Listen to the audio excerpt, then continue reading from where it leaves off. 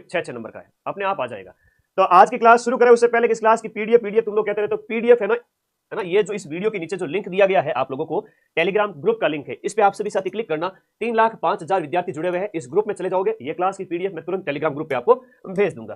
पहला प्रश्न राजस्थान की ज्योग्राफी से संबंधित है, ध्यान से सुनना है, आंसर देना, बातें बिल्कुल नहीं करोगे।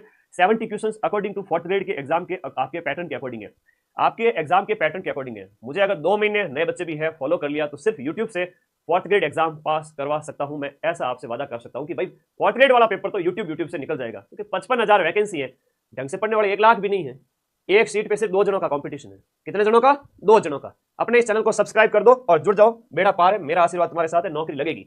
भारत के कुल क्षेत्रफल का राजस्थान द्वारा आच्छादित क्षेत्रफल जो सबसे बड़े राज्य के रूप में 10.40 10.41 लगभग 10.5% राजस्थान का क्षेत्रफल है, याद रखना। 10.51 नहीं होगा, ये 55 नहीं होगा, ये कितना होगा? 41 होगा। अरावली कौन सी प्लेट से अलग हुई है? देखो, एक इंडियन प्लेट और यूरेशियन प्लेट, यूरेशियन प्लेट ऊपर वाली और इंडियन प्लेट है वो आपके नीचे वाली। तो ये इंडियन प्लेट यूरेशियन प्लेट से अलग हुई थी। उस समय हम कहें कि अरावली है वो आपके किस प्लेट से अलग मानी जाएगी? यूरेशियन प्लेट से। तो ऊपर वाली यूरेशियन प्लेट है, प्लेट टेक्टोनिक के अंदर पड़ते हैं, भूगोल के अंदर। कौन किसके अंदर पड़ते हैं? Plate tectonic. प्लेट टेक्टोनिक मतलब पृथ्वी के ऊपर जिस धरती को आप देख रहे हो ना, भूमंडल का ऊपरी भाग है, वो कई सारे बड़े बड़े खंडों से बनकर मिलकर के बना हुआ है, वो भूखंड है, प्लेटें कहलाती है। तो यूरेशियन प्लेट होगी। कौन सी प्लेट होगी? यूरेशियन। केवड़ा की नाल, नाल का मतलब होता है दर्रे, है ना, छोटे छोटे दर्रे, पहाड़ी रास्ते, है ना, पासेस जिनको अंग्रेजी में कहते हैं, नाल, है ना, क्या कहते हैं? नाल कहते हैं जिन्हें। तो ये केवड़ा की नाल आपके कहां पर है? उदयपुर के अंदर स्थित है। उदयपुर के अंदर स्थित एक आपका हाथी दर्रा कौन सा दर्रा है? हाथी दर्रा है। फुलवारी की नाल, यह भी आपकी कहां पर स्थित है? आपके उदयपुर के अंदर स्थित है, याद रखिएगा। केवड़ा की नाल भी कहां पर है? उदयपुर के अंदर स्थित है। अगला प्रश्न, निम्नलिखित कथनों पर आपको विचार करना है और सही उत्तर का चयन नीचे दिए गए कूट के हिसाब से चयनित करना है। आपको डरना नहीं है ऐसे प्रश्न के अंदर। कुंभलगढ़ भोराट के पठार का सर्वोच्च बिंदु है, क्या यह कथन सही है? दिए गए ऑप्शन में। रघुनाथगढ़ उत्तरी अरावली का सर्वोच्च शिखर है, यह कथन बिल्कुल सही है। 1055 मीटर ऊंची जो आपकी रघुनाथगढ़ शिखर के अंदर स्थित है, नॉर्थ अरावली की सबसे ऊंची चोटी है। उड़िया पठार माउंट आबू के निकट है। उड़िया का पठार राजस्थान का सबसे ऊंचा पठार है, उस ऊंचे पठार के अंदर उड़िया के पठार का नाम आता है, याद रखना है। राजस्थान का सबसे ऊंचा पठार, तो ये माउंट आबू के निकट है, बिल्कुल सही है, क्योंकि ये इलाका काफी ऊंचा है अपने आप में। तो बी और सी सही है, ए ऑप्शन इसके अंदर गलत है, ये आपको याद रखना है। भोराट का पठार याद रखना है। कुंभलगढ़ से गोगुंदा के बीच का जो पठारी क्षेत्र है, ये भोराट का पठार कहलाता है। तो बी और सी यहाँ पर क्या हो गया? सही हो गया। इसकी बात करें, कुंभलगढ़ राजसमंद, कुंभलगढ़ से गोगुंदा के बीच, कुंभलगढ़ से गोगुंदा के बीच में भोराट का पठार स्थित है, ठीक है। तो ये आप लोगों को याद रखना है इसके अंदर। चलो, बढ़िया बढ़िया क्वेश्चन है। केवल यूट्यूब से आपका 4th ग्रेड एग्जाम निकलवा दूंगा। मेरी ये पीडीएफ पढ़ लेना, याद कर लेना बार बार, और ऐप में पढ़ रहे हो तो फिर तो सिलेक्शन है ही है। ये ऐसा एग्जाम है जहां 50,000 से ज्यादा सीट है। मैं कह सकता हूं कि यूट्यूब से आपका 90% क्वेश्चन मिल जाएंगे, आप बस जुड़े रहना। तो बी और सी ऑप्शन इसके अंदर सही हो गया। वॉइस नहीं आ रही? सब कुछ सही था बेटा, ऐसे कमेंट ना करो, है ना, मुझे परेशान करते हो तुम फालतू में, फिर बार बार मुझे कमेंट्स की ओर देखना पड़ता है, फिर क्लास डिस्टर्ब होती है, क्या मतलब है ना। अपनी वॉइस बढ़ा लीजिए, आगे बढ़े अगले। अरे मैथ की भी क्लास लगा दूंगा, चिंता मत करो। 56 बेसिन है वो आपका निम्नलिखित में से राजस्थान के किस भौतिक प्रदेश का भाग है? जो माही नदी का प्रवाह क्षेत्र है दक्षिणी राजस्थान के अंदर, जो कर्क रेखा को 2 बार काटती है, आपने बात करें बांसवाड़ा और डूंगरपुर को उनकी सीमा बना करके चलती है, ये आपकी माही नदी का जो प्रवाह क्षेत्र होता है ना, वो आपका 56 का जो है 56 बेसिन कहलाता है। 56 का मैदान भी यहीं पर स्थित है। आपका जो बांसवाड़ा और प्रतापगढ़ की सीमा पर जो आपका 56 गांवों का समूह है, दलदली क्षेत्र जो है, ये आपका माही बेसिन के अंदर आ जाएगा।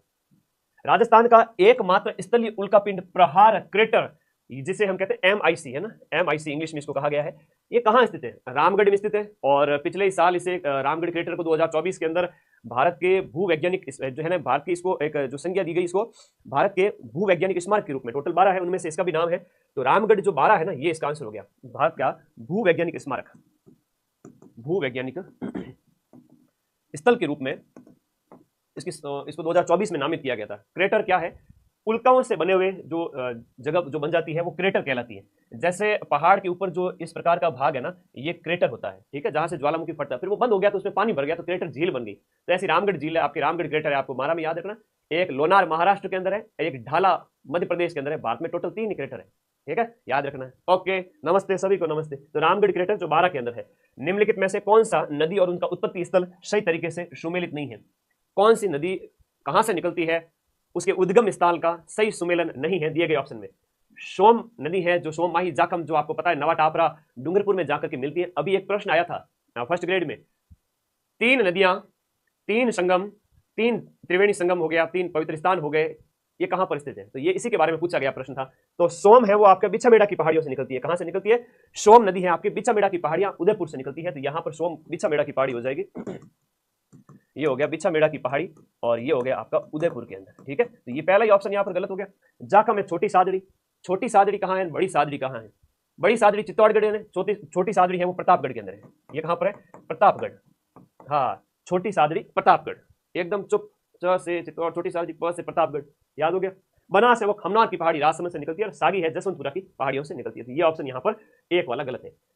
पीथमपुरी झील है वो राजस्थान के कौन से जिले के अंदर स्थित है? बताओ, पीथमपुरी झील है वो राजस्थान के कौन से स्थान पर स्थित है? आंसर करो। एक एक बच्चे, 1 घंटे से ज्यादा समय बर्बाद नहीं होगा। बर्बाद तो क्या है, ये एक प्रश्नों का अभ्यास है जहां से सीधे सीधे प्रश्न, अभी एग्जाम से पहले ऐसे 1000 से ज्यादा प्रश्न करवा दूंगा जिसमें से लगभग क्वेश्चन आपके मिल जाएंगे पेपर के अंदर। 70 में से मैं कह सकता हूं कि आप 55 से 60 क्वेश्चन इस क्लास से मान सकते हो। जो 10, 12, 15 क्लास मेरी आने वाली है, मेरी मैराथन, उनसे।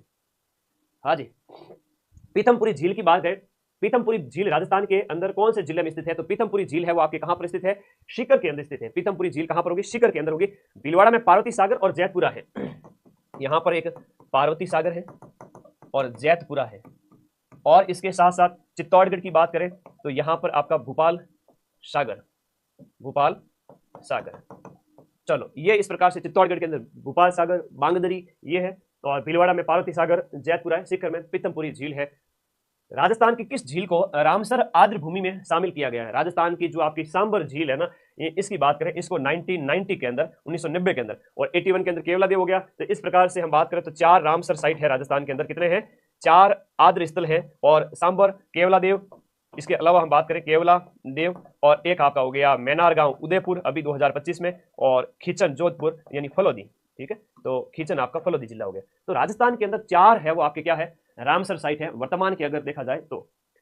अड़वाना बांध, देखो नए नए प्रकार के बांध आपसे पूछे गए। अड़वाना बांध आपके बाड़मेर, चित्तौड़गढ़, जयपुर, भीलवाड़ा। नया प्रश्न, आंसर करो सभी बच्चे। मेरा आपको पूरा वादा है कि यूट्यूब की क्लास से आपका क्या निकलेगा? 4th ग्रेड का पेपर निकलेगा। बताओ, अड़वाना बांध राजस्थान में कौन से जगह पर स्थित है? अड़वाना की बांध करें, ये तो अड़वाना बांध वो आपका भीलवाड़ा में स्थित है। अड़वाना बांध भीलवाड़ा में स्थित है, याद रखिएगा, मोस्ट इंपोर्टेंट है अड़वाना भीलवाड़ा में। और नदी जो है कौन सी नदी पर स्थित है? तो नदी आपको याद रखनी है, कौन सी नदी होगी? मानसी नदी होगी। मानसी नदी पर अड़वाना बांध भीलवाड़ा के अंदर स्थित है। आगे बढ़िएगा, नेक्स्ट अगला प्रश्न, कंवरसेन लिफ्ट नहर द्वारा, कंवरसेन लिफ्ट नहर के द्वारा लाभान्वित जिला कौन सा है? तो बीकानेर, गंगानगर, ये पहला ही ऑप्शन इसके अंदर सही हो गया। कंवरसेन लिफ्ट नहर, अलग अलग लिफ्ट नहरें निकाली गई है, उनके अंदर यहाँ पर ऑप्शन जो पहला हो गया आपका इसके अंदर कौन सा हो गया? बीकानेर, गंगानगर। आईजीएनपी प्रोजेक्ट जब हम पढ़ते हैं तो उसके अंदर अनेक प्रकार की लिफ्ट नहरों के बारे में पढ़ते हैं। हिंदी और इंग्लिश दोनों की मैराथन जल्दी लगेगी। 4th ग्रेड एग्जाम पास करना तो हिंदी, इंग्लिश और जीके वाला पार्ट, 70 क्वेश्चन, और उसके बाद में 35 क्वेश्चन, तो हो गया आपका तो बेड़ा पार। 105 क्वेश्चन है, क्यों टेंशन लेते हो? 3 सब्जेक्ट से। 30 सेंटीमीटर की समवर्षा रेखा जो औसत वार्षिक वर्षा को दिखाती है, किस क्षेत्र से गुजरती है?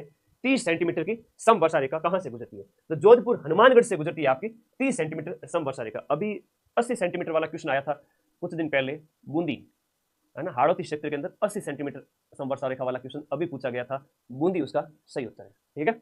ये 80 सेंटीमीटर वाला भी अभी लेटेस्ट एग्जाम में पूछा गया था, तो यह भी आपको याद रखना, अभी पूछा गया था, मात्र 5 दिन पहले, मात्र 5 दिन पहले पूछा गया था। 10 सेंटीमीटर की बात करें तो गंगानगर हो गया आपका, बीकानेर हो गया, जैसलमेर वहां से गुजरती है, क्योंकि पश्चिमी राजस्थान में बहुत कम बारिश होती है। आई बात समझ में?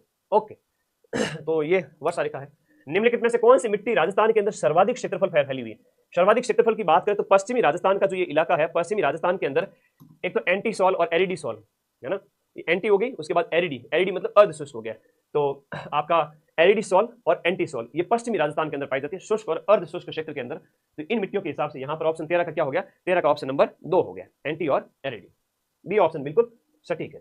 निम्नलिखित में से सालार के वन या साल के वन, अब इस साल के वन का जो वैज्ञानिक नाम यहाँ दिया हुआ है वो है बोसवालिया सेराता। इस बोसवालिया सेराता के वन है वो राजस्थान में कहाँ पाए जाते हैं? तो अलवर, चित्तौड़, उदयपुर, शिरई वाला जो इलाका है यहाँ पर इसके वन, सालार के वन देखने को मिलते हैं। ये प्रश्न भी मोस्ट इंपोर्टेंट है, बार बार आता है। अलवर, चित्तौड़, आप ज्यादा नहीं तो थोड़ा माइंड मैप बना ले दिमाग के अंदर। जैसे हम बात करें, अलवर हो गया, चित्तौड़गढ़ हो गया, उदयपुर हो गया, शिरई वाला जो इलाका हो गया, यहाँ पर पाए जाते हैं सालार के वन, जिन्हें बोसवालिया सेराता कहते हैं। इसका वानस्पतिक नाम भी साथ साथ याद रखना। गैर शहरी क्षेत्र में उच्चतम पहुंच वाली सड़क की श्रेणी क्या है? शहरी नहीं बल्कि कस्बा टाइप, उस क्षेत्र में पहुंचने वाली उच्चतम पहुंच वाली वो है आपके राष्ट्रीय राजमार्ग। यहाँ पर क्वेश्चन नंबर 15 के अंदर हो जाएगा राष्ट्रीय राजमार्ग हाईएस्ट लेवल का, अगर कोई 500 पहुंचा हुआ है, ग्रामीण क्षेत्र से गुजर रहा है तो हाईएस्ट लेवल कह रहा है तो वो राष्ट्रीय राजमार्ग है। प्रश्न पूछने का तरीका देखो मेरे भाई, है ना, तो आप लोग थोड़ा ध्यान रखें इस चीज को। तो ग्रामीण सड़क नहीं, हाईएस्ट सड़क की बात कर रही है ना, बी और सी नहीं होगा। अरे गैर शहरी क्षेत्र में उच्चतम पहुंच, हाईएस्ट कौन सी रोड हो सकती है? ग्रामीण क्षेत्र से गुजरती है, कोई दिक्कत नहीं है इसके अंदर, है ना, ग्रामीण क्षेत्र से गुजरती है। राष्ट्रीय राजमार्ग कहीं गांव से नहीं गुजरते, गांव आ जाते बीच में तो गुजरते हाईवेज। तो ये राष्ट्रीय राजमार्ग 4 प्रकार की है, वैसे राष्ट्रीय है, राज्य है, उसके बाद में जिला और ग्रामीण सड़कें। राजस्थान के अंदर 3,17,000 जो है सड़क लंबाई है वर्तमान में, और सड़क घनत्व है वो आपका 92.6 किलोमीटर है प्रति 100 किलोमीटर। तो ये घनत्व जो है हर बार परीक्षा में पूछा जाता है कि राजस्थान का सड़क घनत्व कितना है। अभी बहुत प्यारे प्यारे क्वेश्चन है, कुछ नहीं करना है, मात्र 15-20 दिन आ जाना मेरे पास। लास्ट में 4th ग्रेड का जब पेपर होगा ना, कसम विद्या माता की, सिर्फ यूट्यूब से 4th ग्रेड निकलवा दूंगा। इतनी बड़ी संख्या में आप लोगों का सिलेक्शन हो जाएगा कि बधाई का तांता लग जाएगा, सर मेरा सिलेक्शन हो गया, मेरा सिलेक्शन हो गया। बहुत आसान है 4th ग्रेड में सिलेक्शन लेना। शर्त यह है कि थोड़ा तो पढ़ना पड़ेगा, सिर्फ थोड़ा सा पढ़ना पड़ेगा और सिलेक्शन हो जाएगा ईमानदारी से। तो सब्सक्राइब कर लो अपने चैनल को, जुड़ जाओ, बहुत सारी क्लासेस देने वाला हूं मैं। उत्तरलाई सिविल एयरपोर्ट, अब ये उत्तरलाई जो सिविल एयरपोर्ट है ना, ये वैसे तो अभी बालोतरा के अंदर आ गया है, और यहाँ अगर हम कहें तो वर्तमान नए जिले के हिसाब से आपका बायतू के अंदर है, और बायतू है आपके बालोतरा के अंदर है। बायतू कहाँ है? बायतू बालोतरा। तो ये आपको याद रखना है कि बायतू के अंदर स्थित है, बायतू है वो वर्तमान में बालोतरा जिला में। तो उत्तरलाई जो सिविल एयरपोर्ट है वो आपका यहाँ पर स्थित है। आई बात समझ में? कट ऑफ बताओ सर। अच्छा कट ऑफ बेटा क्या बताऊँ कट ऑफ? 55,000 सीटों की कट ऑफ, 60 से 70 लास्ट है, 60 65 60 65। अरे भाई तुम 200 में से 125 नंबर ले आओ, ओबीसी जनरल वाले, अदर कैटेगरीज वाले 110 115। दुआ करो कि नॉर्मलाइजेशन कम से कम। और वैसे अधीनस्थ बोर्ड के चेयरमैन का भी एक ट्वीट आया था कि हम तो भाई डरे हुए हैं, पशु परीक्षा जैसा नॉर्मलाइजेशन यहाँ नहीं करेंगे, हमसे वापस विरोध सहन नहीं किया जाएगा। तो अच्छा है, पहली बार जब हमने मिलकर आवाज उठाई थी, कई सारे मुद्दे बहुत फायदे देते हैं आगामी एग्जाम के अंदर। तो नॉर्मलाइजेशन 2 नंबर का 1 नंबर का इतना हो तो चलेगा, 15 20 नंबर का जो हुआ था वैसा नहीं होगा। बेड़ा पार है, नौकरी लग जाएगी, पढ़ो। 2011 में राजस्थान के अंदर ग्रामीण जनसंख्या देखो, 2011 के अंदर राजस्थान की गांव के अंदर जनसंख्या कितनी है? 2011 की जनगणना के अनुसार 75.1 है वो गांव में रहती है, और 24.9 है वो आपकी क्या है? राजस्थान की शहरी जनसंख्या है। शहरों में लगभग 25% होगी और गांव में 75% है। ये आप लोगों को याद रखना।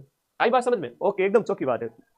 ओके, अगला क्वेश्चन देखो, निम्नलिखित में से कौन से जिले में 2011 की जनगणना के अनुसार न्यूनतम नगरीय जनसंख्या है? न्यूनतम नगरीय जनसंख्या कौन से जिले के अंदर है? वैसे प्रतापगढ़ के अंदर है 0.42। तो लिखो यहाँ पर प्रतापगढ़ है जो आपका सबसे कम है 0.42, वो यहाँ पर ऑप्शन में है नहीं, है ना।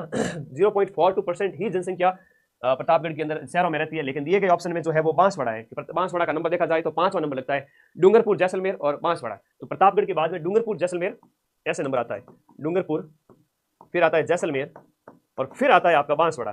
चूंकि ये दिए गए नाम ऑप्शन में थे नहीं, इसलिए हमने किसको चूज किया? बांसवाड़ा को चूज किया। अब आप कहोगे सर प्रतापगढ़ है, प्रतापगढ़ लाऊं कहां से तुम्हारे लिए? ऑप्शन में यही है, तो दिए गए ऑप्शन में बांसवाड़ा हो जाएगा। यहाँ पर बांसवाड़ा का जो है वो कितना हो जाएगा? 0.74 हो जाएगा, 0.74% हो गया। इतनी नगरीय जनसंख्या है राजस्थान में। 2001 से 2011 में ग्रामीण जनसंख्या की दशकीय वृद्धि देखो, क्या पूछा गया कि पिछली जो जनगणना, अभी जनगणना 2027 में होगी है ना, ये 2021 में होनी थी, हुई नहीं, और कोविड वगैरह की वजह से, तो अभी 2027 में होगी, ये ध्यान रखना। लेटेस्ट अपडेट बता देता हूँ। तो लास्ट जो दशक है वो आपका 2001 से 2011 वाला ही होगा। ठीक है, प्रश्न को समझो। गांव के अंदर जो जनसंख्या की 10 साल की ग्रोथ रेट कितनी थी? गांव के अंदर जनसंख्या की 10 साल के अंदर जो ग्रोथ रेट थी वो कितनी थी? वो थी ओनली 19। आपको याद रखना है 19, नॉट 19.1, केवल 19% जनसंख्या, जो कि काफी अच्छी है ना, ज्यादा है, भारत की 17 के आसपास है। ग्रामीण जनसंख्या की ग्रोथ रेट 19%। राजस्थान के अंदर छपनिया अकाल कब पड़ा था? एक चलता है विक्रम संवत, एक चलता है ईसवीसन। ईसवीसन जो ईसा के जन्म के साथ ही आपका स्टार्ट होता है, आज से 2025 साल पहले। तो छपनिया अकाल 1956 में पड़ा था। विक्रम संवत 1956, विक्रम संवत 1956 में पड़ा था। इसको आप ईसवी सन में अगर कन्वर्ट करोगे तो कैसे कन्वर्ट करोगे? इसमें से -57 कर दोगे तो कितना आ गया? 1899 आ गया। तो ईस्वी सन कौन सा हो गया? 1899 में। तो वर्तमान में सर क्या होगा भाई? वर्तमान में 2025 चल रहा है, और इसके अंदर आप 57 और ऐड कर लो, तो वर्तमान जो विक्रम संवत है वो आ जाएगा, ये आ जाएगा 2082 विक्रम संवत, जो कि वर्तमान में है। अब ये तरीका तुम्हें कौन बताएगा? किताबें तो बोलेगी नहीं। तो वर्तमान में 2082 विक्रम संवत चल रहा है, ये आप लोगों को याद रखना है। वर्तमान विक्रम संवत है वो आपका कौन सा है? 2082। वर्तमान विक्रम संवत आपका कौन सा है? 2082 है रे, 2082 है। ठीक है, ओके। तुम लोगों से बात नहीं करता, जीवा मुझ जाता। मेरा कहने का मतलब ये है कि रात को पढ़ाते पढ़ाते 3 बजे क्लास ऑफ की है। कल थोड़ा मतलब रात को ज्यादा क्लास लेनी पड़ी, सुबह जल्दी क्लास ली थी। तो भाई हो सकता है कि तुम लोगों को लगे ना बेटा जो चपरासी कर रहा है ना, क्या एसपी स्टूडियो को खानू वाला पता नहीं क्या बोल रहा है, बेटा कमेंट कर रहा है कि चपरासियों क्या हाल है। इधर आ जा बेटा, इधर आ, क्लास में बदमाशी कर रहा है, इधर आ। तो जो तू कह रहा है कि चपरासियों क्या हाल है, अखबार में कई बार खबर आती है चपरासी के घर मिले 100 करोड़ की संपत्ति। ले, अफसरगिरी पर उसने बट्टा लगा दिया। जो अफसर बने उनके पास इतनी संपत्ति नहीं है। अभी मैं सार्वजनिक मंच पर बोल रहा हूँ, क्या पता किसी असामाजिक तत्व ने मेरी क्लिप निकाल के वायरल कर दी तो फिर अच्छा नहीं रहेगा। लेकिन सीधी सी बात है, चपरासी को हल्के में मत लेना तुम। चपरासी करोड़ों का मालिक होता है, ठीक है ना। एक बार सिस्टम में घुस जाओ तुम, और कोई खुदा न करे, खुदा न खास्ता, ईश्वर ना करे, घर में कोई प्रॉब्लम हो गई स्वास्थ्य की, मम्मी पापा या आपको खुद को या आपके पत्नी को, बच्चों को ना हो, लेकिन हो गई, 50 लाख का खर्चा आ गया, 20 लाख का खर्चा आ गया, गवर्नमेंट एम्प्लॉय हो, इलाज फ्री में। ग्रेड ऑफिसर बोलो, हमको चाहिए फुल इज्जत। अब हम वो लिबर लिबर करने वाले बच्चे नहीं रहे, 4th ग्रेड ऑफिसर बोलो इनको। हाँ जी, आगे आ जाओ। तो ये था 1899 और 1900 का साल बात करता है। तो ज्योग्राफी के 20 क्वेश्चन कंप्लीट होते हैं मेरे दोस्तों। भूगोल के 20 प्रश्न में से स्कोर कितना क्या रहा, कमेंट करो फटाफट। कोई नहीं, माफ किया उसको। बेरोजगार को ब्याह कर ले जाने वाली लड़कियां, तो पढ़ाई तो कर लो, लड़कियां बेरोजगार को क्या ब्याह के ले जाएगी। लड़कियां देवी है, लक्ष्मी है, सरस्वती है। हमारे जैसे नालायक इंसान, आदमी, हैवान, राक्षस, पुरुष आदमी की इज्जत तो सिर्फ नौकरी में होती है। तो नौकरी लग जाओ, तुम्हारी खूब बातें बहुत आती है इनको। चलो कोई बात नहीं, तो कभी कभी मनोरंजन भी होना चाहिए। फिलहाल बैक टू स्टडीज। कितना स्कोर रहा 20 में से, कमेंट करो। कोई 17 कह रहा है, कोई 18 कह रहा है। वेरी गुड, 18 है तब तो बहुत अच्छी बात है, 17 है तब भी अच्छी बात है। 2-3 क्वेश्चन तो तुम और कर लोगे, मुझे बताना। तो अब आ जाओ आप सभी साथी फटाफट कि हिस्ट्री कल्चर के लिए तैयार हो कि अगले 10 मिनट में 20 क्वेश्चन करूंगा हिस्ट्री और कल्चर के। अगले 10 मिनट में हिस्ट्री कल्चर के 20 क्वेश्चन, 20 में से 20 लाने। हाँ देखो, राजवंश से संबंधित प्रश्न आएंगे, जो सिलेबस में टॉपिक है मैं वही लेके आऊं। एक बार बोलो देर शेयर करो सभी दोस्तों के बीच में क्लास को फटाफट। मंडोर प्रतिहार वंश, जो मारवाड़ का मंडोर प्रतिहार वंश है, जोधपुर का, उसकी शासक की वंशावली, मंडोर प्रतिहार वंश के किस शासक से वंशावली शुरू होती है। उससे पहले वंश का नाम नहीं मिलता, रजिल है। किससे? रजिल से ये शुरुआत होती है। किससे शुरुआत होती है? रजिल से शुरुआत होती है। आई बात समझ में? आगे बढ़ो। किस चौहान शासक द्वारा ज्वालीपुरा को ज्वालापुर नाम परिवर्तित किया गया? ज्वालीपुरा को ज्वालापुर नाम विग्रहराज चतुर्थ। अब विग्रहराज चतुर्थ अढ़ाई दिन का झोंपड़ा इसके द्वारा बनाया गया है ना, याद करो मेरे साथ साथ। अढ़ाई दिन का झोंपड़ा इसने बनवाया था। इसके साथ साथ हम बात करें, हरिकेली नाटक है इसके समय का, हरिकेली नाटक है ना। और हम बात करें तो इनके समय में आपके जो विग्रहराज चतुर्थी में ये जो आपका जो है संस्कृत विद्यालय बना था, जिसके ऊपर कुतुब मीनार ने, मतलब कुतुब मीनार बनाई गई थी आपके कुतुब ऐबक के जो मतलब गौरी के हमले के बाद में, ठीक है। तो ये सारी चीजें याद करो। आगे देखो, किस शासक ने सबसे पहले नागा दादूपंथियों को सेना में भर्ती किया था? बात हो रही है आपकी जयपुर की। दादूपंथियों की शाखाएं हैं, उत्तरादे है, नियंग है, खाकी है ना, उनमें एक नागा है। नागा बसम रमाते हैं, वस्त्र धारण नहीं करते हैं, अपने पास हथियार रखते हैं, दाखिली सैनिक के रूप में है ना, सेना में भर्ती किया गया था। दाखिली सैनिक, ये जनता बड़ी परेशान हो गई थी, इनके पास हथियार वगैरह थे और कभी सटक जाए है ना, तो वो वाली बात है। तो ये आपके सवाई जय सिंह थे जिन्होंने इनको शामिल किया था। तो ये याद रखना, नागा सैनिकों को दाखिली सैनिक बनाकर किसने? हाँ, चल मेरी डोल की डमाक डम, किसका झिंटिया किसका तम। अगला प्रश्न, युद्ध वर्ष सुमेलित नहीं है, कौन सा साल किससे सुमेलित नहीं है बता देना। खातोली, बाड़ी, ये सब जो भी आपके पड़ोसियों को हराया था सांगा ने, उस समय की बात है। खातोली का युद्ध है, खानवा का युद्ध है, बिल्कुल एग्जैक्ट है। 1517 है, 1527 है, सांगा से संबंधित है, ठीक है। तो पहले वाले सांगा के हो गए। फिर समेल का युद्ध, गिरी सुमेल का युद्ध, जो शेरशाह सूरी और मालदेव के बीच हुआ था, वो 1544 में हुआ था। कब हुआ था? अब वर्तमान में गिरी सुमेल की अगर हम बात करें तो वो ब्यावर के अंदर आता है। वर्तमान में कहाँ आता है? ब्यावर जिले के अंदर आता है गिरी सुमेल, ठीक है। जैतारण जो गिरी सुमेल है वो आपका ब्यावर जिले के जैतारण के अंदर आता है, पहले पाली में था। तो ये 1544 ईस्वी की बात है। कब की बात है? 1544 है। और हरमाड़ा का युद्ध है वो हाजी खां की बेगम को लेकर हो गया था। मतलब ठीक है, उदय सिंह मेरी बेगम को लेना चाहता है, मालदेव मेरी रक्षा करो, है ना। तो मालदेव और उनके बीच में लड़ाई हो गई थी, ठीक है। तो मालदेव और उदय सिंह के बीच में हरमाड़ा का युद्ध हुआ था आपके 1557 ईस्वी में। बिल्कुल सही बात है, हाजी खां बेचारा बीच में फंस गया। अब एक ने दूसरे को, उदय सिंह की इसमें हार हुई थी, दूसरा कह रहा है कि मैं लेके जाऊंगा तेरी बेगम को, मैंने उसको हरा दिया। ये तो हाजी खां बेचारा बीच में फंस गया था, इसमें हरमाड़ा का युद्ध था, ठीक है। मुसीबत के लिए बुलाया। पेपर 4th ग्रेड के अगले 10-15 दिन के अंदर अंदर मैं आपको मार्केट में उपलब्ध करा दूंगा, एकदम विशुद्ध। और अभ्यास करना, OMR भी उसी के अंदर आएगी, प्रैक्टिस कर लेना, फुल लेंथ टेस्ट आएंगे, ठीक है। तो वो मैं टेस्ट पेपर मार्केट में जल्द ही भेजने वाला हूं। अब आप टेस्ट निकालो, ज्यादा से ज्यादा क्वेश्चन निकालो। पढ़ लिया तो ठीक है, वरना फटाफट थ्योरी पढ़ के खत्म करो, क्वेश्चन ज्यादा से ज्यादा निकालो। 4th ग्रेड निकलेगा, हर बच्चे की नौकरी लगेगी। मैं इस वैकेंसी को लेकर इतना उत्साहित हूं कि इतने बच्चों का यहाँ पर सिलेक्शन होने वाला, थोड़ा बहुत भी तुम्हारे काम आ जाओ। साइंस के 5 है, करंट के 10 है। आइए देख लेते हैं, 70 का बेड़ा पार करते हैं। निम्नलिखित में से कौन सा रासायनिक परिवर्तन का उदाहरण है? कौन सा या कौन से रासायनिक परिवर्तन? सोडियम क्लोराइड का क्रिस्टल बन जाना, तो सोडियम क्लोराइड को तो वापस ले सकते हो, ये तो भौतिक हो गया। बर्फ का गलना, बर्फ तो वापस से पानी में बदल गया, पानी से वापस बर्फ में आ गया। लेकिन दूध का आस्कंदन, यानी केवल बी ऑप्शन, आराम से आंसर निकाल सकते हो। और मैं तुम्हें बता दूं, ये क्वेश्चन है वो IAS प्री में पूछा गया था। क्या करूं मैं, इतने सरल सरल क्वेश्चन आज से 10-10 साल, 15-15 साल पहले कलेक्टर की परीक्षा में पूछे जाते थे। आज के टाइम में तो ऐसे नहीं पूछे जाते। आज जो तुम्हारा लेवल है ना, वो आने वाले 10 साल बाद बच्चों को लगेगा कि यार मेरे पापा ऐसे ही डरते थे, या मेरे ताऊ, मेरे चाचा ऐसे ही डरते थे, बुआ। तो लेवल से थोड़ा आगे पढ़ लो, थोड़ा डीप में, तो सारी चीजें सही हो जाती है, कोई विशेष नहीं है। निम्नलिखित में से पीतल, जो धातु वाले टॉपिक आपके सिलेबस में, पीतल का जो घटक है, पीतल है वो जस्ता और तांबा से, इससे मिलकर बनता है, जस्ता और तांबा से। रोज लाऊं क्लास, तो रोज तो भाई वन शॉट थ्योरी कराऊं, सारी चीजें तो पॉसिबल नहीं है, लेकिन मैं अभी ऐप में थोड़ा कोर्सेज बाकी है वो करा रहा हूं, लैब के रीट इनके रोजाना मेरी क्लासेस चलती है। मैं जल्दी फ्री हो जाऊंगा, फिर तुम्हारी रोज क्लास लाऊंगा, लेकिन अभी 5 दिन में क्लास आएगी। जस्ता तांबा हो गया। मानव शरीर में पाचन का अधिकांश भाग है वो कौन से अंग में होता है? बड़ी आंत के बाद में हम बात करें यहाँ पर, सॉरी छोटी आंत जो है, छोटी आंत जो है आपके स्मॉल इंटेस्टाइन, छोटी आंत के अंदर क्या होता है? अधिकांश पाचन होता है। शुरुआत कहां से होती है? मुख से। शुरू कहां से होता है? मुख में आपकी जो लार है ना वो पचाने का काम स्टार्ट कर देती है। श्वसन क्रिया में वायु के कौन से घटक की मात्रा में कोई चेंज नहीं आता है? जो नाइट्रोजन है ना, इसमें किसी भी प्रकार का चेंज नहीं आता है। मानव मस्तिष्क के, ये प्रश्न भी फर्स्ट ग्रेड वाले में पूछा गया था, हालांकि इसमें थोड़ा सा टिपिकल पूछ लिया गया था कि ये मेडुला ऑब्लिगेटा कहां पाया जाता है, तो फर्स्ट मस्तिष्क में पाया जाता है। यहाँ मानव मस्तिष्क के निम्नलिखित भाग में से कौन सा एक निगरण और उल्टी से संबंधित है? ये प्रश्न पीछे बहुत पूछा गया था और अभी रिसेंटली फर्स्ट ग्रेड के अंदर वापस पूछा गया था, मात्र 10 दिन पहले की बात है, ठीक है, 10-15 दिन पहले ये क्वेश्चन पूछा गया था आरपीएससी के द्वारा, और मुझे तो ये क्लास अभी मैंने जब इस क्वेश्चन को देखा तो मुझे याद आ गया। और बाकी पीछे के एग्जाम में भी बार बार ये क्वेश्चन पूछा गया है। मेडुला ऑब्लिगेटा फर्स्ट भाग में होता है, मस्तिष्क यहाँ, इसलिए तो कहता है छोटा दिमाग होता है, यहाँ मारने का नहीं, ठीक है, यहाँ छोटा दिमाग होता है, फर्स्ट मस्तिष्क।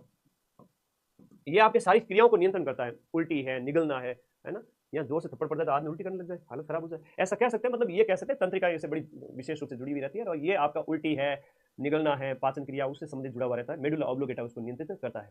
तो ये मशीन आपको थोड़ा दिमाग में सेट करके रखने, खोपड़े की कौन सी मशीन है? मेडुला ऑब्लिगेटा। तो आपके इस प्रकार से 5 क्वेश्चंस होते हैं किसके? साइंस के। तो मेरे प्यारे साथियों, अब अगले 2 मिनट के अंदर सारे करंट करा दूंगा। राष्ट्रीय शिक्षा नीति एनईपी के तहत किन स्कूलों में हिंदी को तीसरी भाषा में डाला गया है? महाराष्ट्र के अंदर हिंदी को तीसरी भाषा के अंदर रखा गया है। मोस्ट इंपोर्टेंट, क्योंकि मैं इस क्लास को 1 घंटे से छोटी रखना चाहता हूं, तो अगले 10 क्वेश्चन करंट के हैं जो फटाफट कंप्लीट करके तुमको दे दूंगा पीडीएफ टेलीग्राम ग्रुप में। जुड़ जाओ फटाफट टेलीग्राम में। जुलाई में भारत की किस सांस्कृतिक विरासत को यूनेस्को की विश्व धरोहर सूची में 44वें स्थल के रूप में शामिल किया गया? ये महाराष्ट्र के सैन्य परिदृश्य, शिवगिरी का दुर्ग है, सिंधु दुर्ग है, और ये जितने भी दुर्ग है आपके बहुत इंपॉर्टेंट है मराठाओं के महाराष्ट्र के अंदर, जिन्हें 44वें विरासत स्थल के रूप में शामिल किया गया। भारत का पहला पुलिस स्टेशन जिसको ISO 9001 का प्रमाण पत्र मिला, ये अर्थकुल पुलिस स्टेशन केरल का है। संयुक्त राष्ट्र जनसंख्या पुरस्कार किसको मिला है? ये संयुक्त राष्ट्र जनसंख्या पुरस्कार बहुत इंपॉर्टेंट क्वेश्चन हो जाता है, वेरी वेरी इंपॉर्टेंट है, ये आपके वर्षा देश पांडे को मिला है, वर्षा देश पांडे को। खेलो इंडिया यूथ गेम का आयोजन जिसका 7वां एडिशन आयोजित किया गया, महाराष्ट्र इसमें टॉप पे रहा है, और इसके साथ साथ राजस्थान की रैंक इसमें 3rd रही है। ये बिहार के अंदर आयोजित किया गया। राजस्थान का पहला साइबर सपोर्ट सेंटर है वो कहां स्थापित, कब स्थापित किया गया? साइबर सपोर्ट सेंटर है आपका 24 मई को जयपुर में स्थापित किया गया। राजस्थान का पहला मधुमक्खी पालन उत्कृष्टता केंद्र देवड़ावास टोंक के अंदर स्थापित होता है। दुर्गेश युवा साहित्य पुरस्कार जेठानंद पवार को उनकी रचना थू जाग मिनक के लिए मिला है। और राजस्थान में पर्यटन को बढ़ावा देने के उद्देश्य से इंडिया ट्रेवल बाजार का जो आयोजन है वो आपका 5 से 7 मई को जयपुर में किया गया। दैट ये आपकी कंप्लीट क्लास होती है। एक क्वेश्चन आप अपनी तरफ से जोड़ लेना, 70 में से आपके क्वेश्चन कितने सही हुए कमेंट बॉक्स में बता देना। इस क्लास की पीडीएफ आपको टेलीग्राम ग्रुप में मिल जाएगी, जिसका लिंक इसी वीडियो के नीचे ये ब्लैक कलर में दिया हुआ है। हर हफ्ते ऐसी क्लास अभी लाऊंगा, बाद में थोड़ा जल्दी से जल्दी लेके आऊंगा। अपने चैनल को सब्सक्राइब करके जुड़ जाना, और कोई डाउट है तो प्लीज कमेंट बॉक्स में बता दीजिएगा। लैब असिस्टेंट, रीट और 4th ग्रेड का बैच भी ज्वाइन कर सकते हो, 2nd ग्रेड वगैरह, क्योंकि बैच में मेरी अभी दिन भर में पूरी क्लासेस रहती है, उसके बाद में थोड़ा बहुत फ्री होता हूँ यूट्यूब पर, उसके लिए आप लोगों के लिए भी आता रहता हूँ। नॉमिनल फीस में पढ़ो पूरे साल, और लास्ट टाइम में सबसे ज्यादा रिवीजन करके सिलेक्शन लो। Thank you. सफलता का कोई शॉर्टकट नहीं होता है, थोड़ा तो पढ़ना पड़ेगा तभी सिलेक्शन होगा। आप सभी का सिलेक्शन हो जाए, आशीर्वाद। Thank you.